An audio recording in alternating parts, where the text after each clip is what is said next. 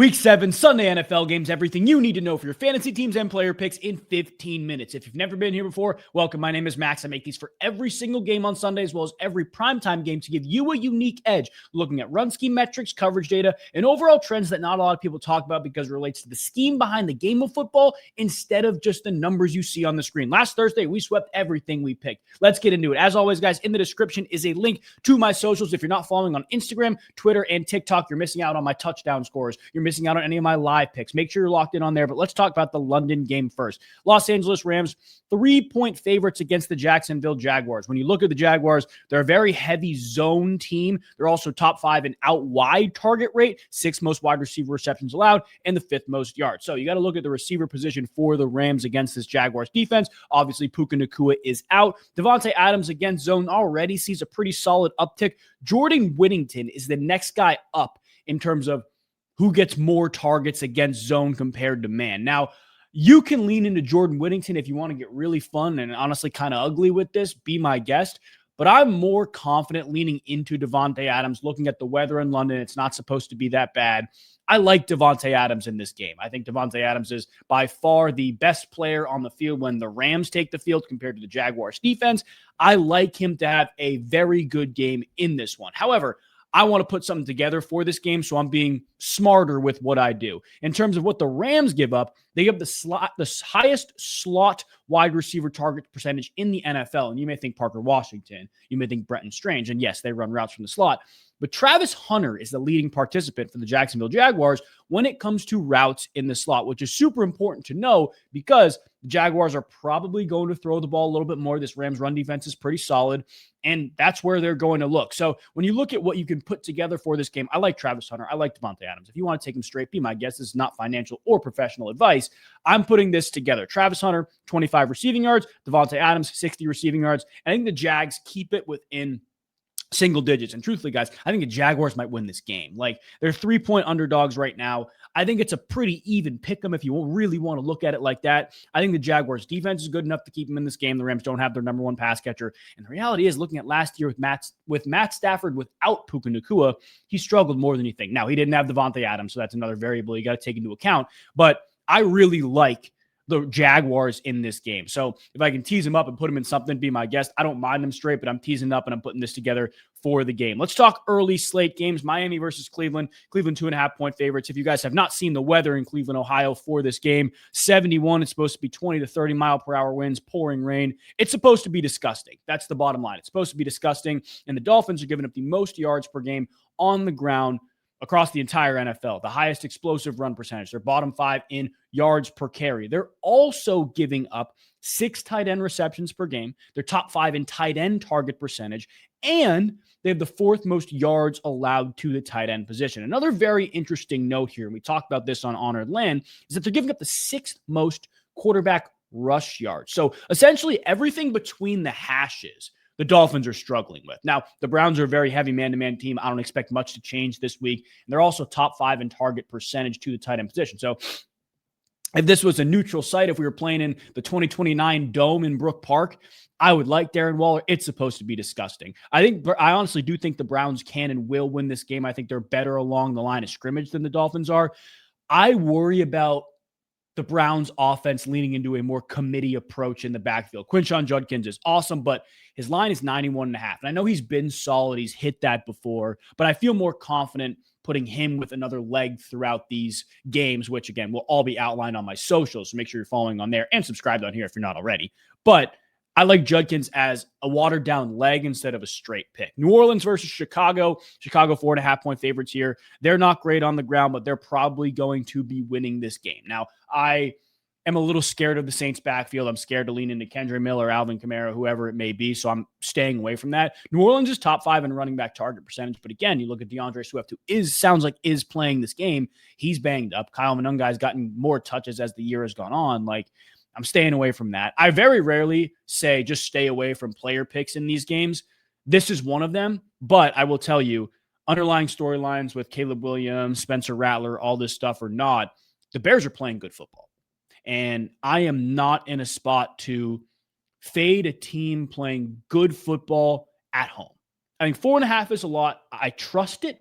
I think it's a lot, but I do trust it. But if you're looking for a leg for a teaser or something along those lines where you want to get on the Bears because they're playing good football, I do think they win this game. I'm confident in it, and we'll talk about our teasers at the end. I have an early slate and a late slate teaser for you, but that is the reality with this Bears team. They're playing good football, and I trust them to get the job done at home. Las Vegas versus Kansas City. Look, everybody wants to talk about Rashee Rice, and we're going to, but Vegas is a top 5 zone team and the 4th most wide receiver receptions allowed. I'm going to go to Rashee Rice's game log from last season, and again, last season is last season. This season is this season. There's differences here.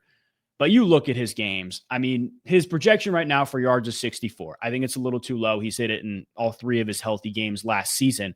But it's also a matter of how much he plays. And to me, it's a little scary to lean into Rashee Rice getting that number when the Kansas City Chiefs are a 12-point favorite. And I also wanted to lean into Patrick Mahomes straight or Patrick Mahomes touchdown straight. It's going to be a blowout, I think, guys. Like, I think the Chiefs could win this by multiple touchdowns, but I can't confidently lean into, Mahomes. I think his number was at 258. He's hit it in 2 of 6 or 3 of 6 games. Like, I can't confidently lean into that. I think touchdowns, yes, Mahomes can throw 2 touchdowns. Absolutely. It's like minus 200 right now. So I think if you want to get in on this game, it's Rice watered down to 4 or 5 catches. It's Rice watered down to 50 yards. It's Mahomes watered down to 225. Like, if you want to put Mahomes 225 with Quinshon Judkins, let's say 80 rushing yards, I think you'd probably get it at plus money, and it's solid value. Philadelphia minus 2.5 against Minnesota. This is one where I'm like, okay, Minnesota, sure, coming off a bye. They're healthier than they've been. I still think this is the Eagles game to lose. I think when you look at some of these numbers for the Philadelphia Eagles, guys, especially on the ground, like 134.3 rush yards per game allowed, 4.66 yards per carry. That has been inflated by Jalen Carter not playing. You look at week 1 against Dallas, they struggled. Jalen Carter didn't even play, right? You look at last week against the Giants, they really, really struggled. And that was where the big rushing performance came in from Jackson Dart, from Cam Scatterbo. Their best run defender, didn't play, guys. Now, I think coming into this game, you have to take that with a grain of salt because the Eagles defense, granted, is not as good as it's been. But this week, I think Vic Fangio is going to do more to protect his secondary, especially against guys like Justin Jefferson, Jordan Addison, and lean on Jalen Carter and those guys up front who are talented enough to make plays. I don't think this is the same Eagles defense that consistently took the field last year, but I think it's much better than we give them credit for because a lot of these numbers are inflated by Jalen Carter not playing. It's super, super important to note that. And on the other side, Minnesota's run defense has been porous too. Their offensive line has been solid. Kevin O'Connell has been able to, keep Carson Wentz upright. And Carson Wentz is starting again in this game, if you did not hear. But on the other side of the ball, like, they are not moving people up front like we thought they were. And I think Philadelphia walking in this game, I know everybody's talking about Kevin O'Connell off a bye. The Eagles off a loss, off a mini bye is a scary entity too. I think the Eagles win this game. They're 2.5-point favorites, but the value right now, just to pick them, it's like minus 125. I think you do it. I think the Eagles win this game. I think this is an opportunity for them to really lean back into the run game and find ways to win like they did last year, like they did earlier this year against Dallas, against Kansas City. Even though it's never been pretty, I still think they can and will. And I find it so hard to believe, guys, this team is dropping 3 straight. I'm going with Philadelphia here. New England 6.5 against Tennessee. Tennessee is a top 5 zone team in terms of the coverage they run. Travion Henderson has the highest target percentage versus zone. The Titans are also top 10 in running back target percentage. Look, I want to lean into Travion Henderson as much as you guys do. I was thinking scrimmage yards. I saw this and I'm like, scrimmage yards. Look at the game log, guys. And I know you have to take this with a grain of salt because Antonio Gibson has not, last week was the first week without Antonio Gibson, 27-24. That's 51 yards. His line is 50.5 right now. So one game without Antonio, I'm looking at the wrong number here. That was the first week of the season. Excuse me, I'm doing this wrong. You look at the most recent game without Antonio Gibson, it's not there. You look at really all of these games across the entirety, he's had one game where he's hit that scrimmage yard number. And again, I know Antonio Gibson has taken touches away. This week's matchup is excellent, but this is another player who I think if you want to water it down, you can. Top 5 in target percentage for Hunter Henry. I don't mind 38.5 receiving yards, but I think this thing could get ugly. Like you're going to see in the teaser I have for the earlier games, I think the Patriots win this game. Tennessee's allowing 133.7 rush yards per game. No Calvin Ridley on the other side. I'd be shocked if Tennessee won this one. Carolina versus Jets, potentially my favorite pick of the week. Jalen Coker, 25 plus receiving yards. Now, much like Rashee Rice, you have to understand he may not play as many snaps as he will next week or 2 weeks from now. But here's the reality with the Jets, right? They're top 5 in slot target percentage allowed. That is where Jalen Coker makes his money. Sauce Gardner is going to be following Ted McMillan in these scenarios, and they're an extremely heavy man-to-man team. If I am the Carolina Panthers, I am salivating at the matchup with Jalen Coker on the inside. I think that could legitimately happen in one play, that 25 number. On the other side, it is important to note that Carolina is not great against the running back position. 5th most running back receptions allowed, 2nd most tight end yards allowed as well. Mason Taylor, probably the number 1 pass option in this offense right now, as crazy as that sounds. I still don't love it. It's the Jets. Like, Fields has not been great. They don't have Garrett Wilson. This is one where, like, what does Vegas know? Because Carolina, you think, should be more than a 1.5 point favorite. They're playing good football. So, like, every time I ask myself, what does Vegas know? I tend to stay away or lean into what I think Vegas knows. I'm staying away from the sides in this one, but the Jets can't stop the run. Sorry, I shouldn't say that. The Jets can stop the run, but because they're losing by so much, their numbers are inflated. Like, you can see this, 4.26 yards per carry is solid. Like, that's league average.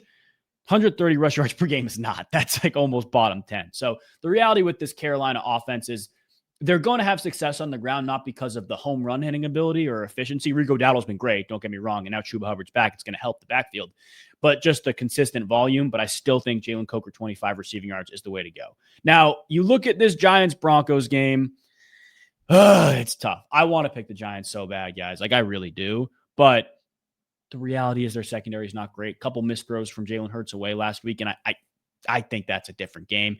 They're top 5 in slot target percentage, 2nd most wide receiver receptions allowed, 2nd most wide receiver yards. I wanted to lean into Troy Franklin. I wanted to lean into Cortland Sutton, but then I did some even deeper research. Marvin Mims, look at this guy's game log, right? You can see the longest catch in these games. You have 3 games where he's had a reception of 14 plus, and then 3 games where he hasn't, right? The week against the Eagles is the only one that concerns me in terms of, I messed up.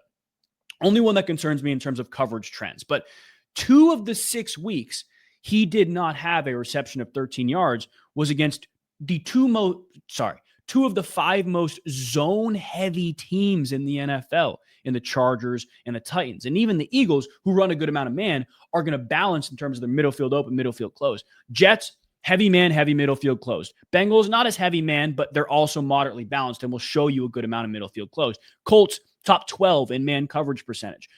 These are teams that are going to play a lot of man. The New York Giants, as well as the Denver Broncos, are both top 5 in man-to-man rate. All it takes is 1 for Marvin Mims. And when you look at his average depth of target, meaning how far down the field he gets targeted in the air before he actually touches the football, it's more than 15 yards, guys. And anytime you can get an average depth of target that's larger than your longest reception against a team that's going to play man-to-man, you have to take it. So I like Marvin Mims to have a big play or 2. And even when you look at his game log, like, there's been 1 game where he's caught less than 2 balls.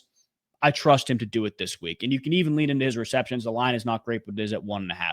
Indianapolis versus the Chargers. Chargers, 2nd most rushing yards allowed to opposing quarterbacks.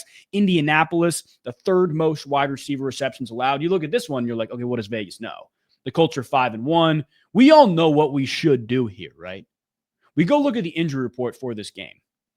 The Los Angeles Chargers are beat up, but less beat up than they've been. That's the reality of it. Like, Joe Alt not playing, right? Bradley Bozeman is playing, which is great. You scroll down even more.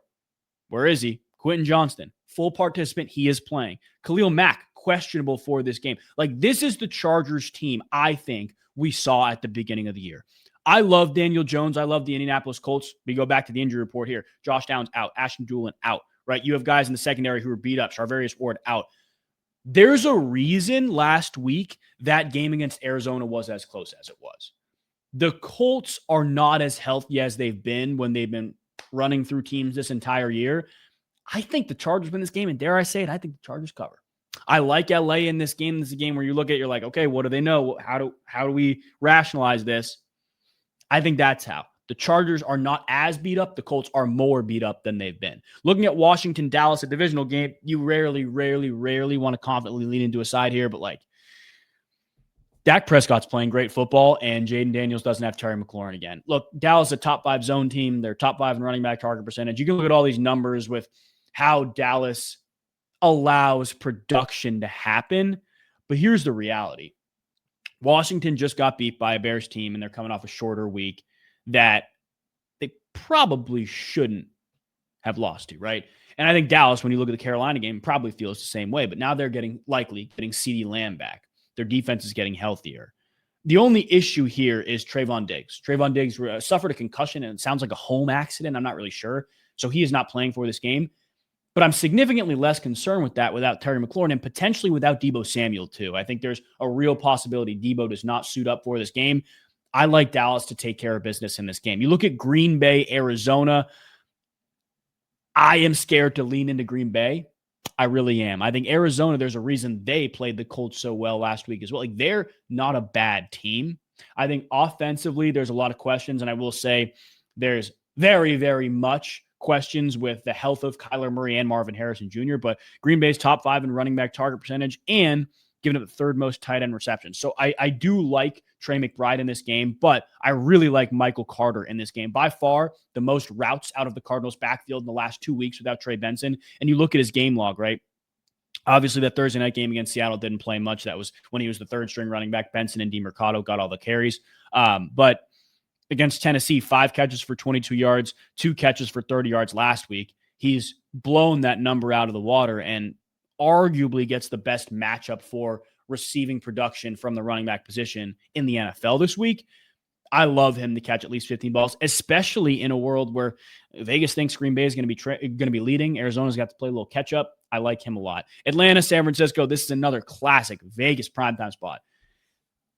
We all know what we should do here.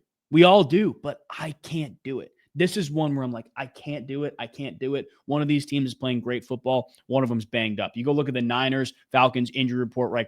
Brock Purdy not playing. Obviously, Mac Jones is playing good football. That's the reality of it. But George Kittle is back this week. That is the reason I think more people are leaning into San Francisco. Vegas is leaning into San Francisco.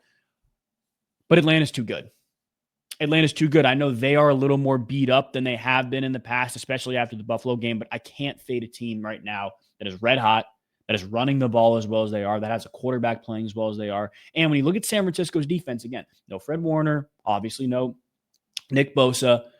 The team is good. I don't think it's as good as the numbers and the past production will suggest. I think this defense is really going to feel the loss of Fred Warner this week. When you look at the early slate teasers, I love New England to win by a field goal, and then the Cleveland-Miami game, because that weather is so bad, I think it's a low-scoring game. You get the alternate under. Put that together. In the late slate, I like Denver to win by a field goal, and then either in a high-scoring game, Jake Ferguson or Javonte Williams score. You put that together, a little bit below even value, but I do like it. As always, guys, if you're new, make sure you subscribe. I appreciate you watching. If you enjoyed, make sure to leave a like. We'll have 2 Monday Night Football games for you coming out on Sunday, depending on when you're watching this. They may be out. God bless you guys. We'll see you next time.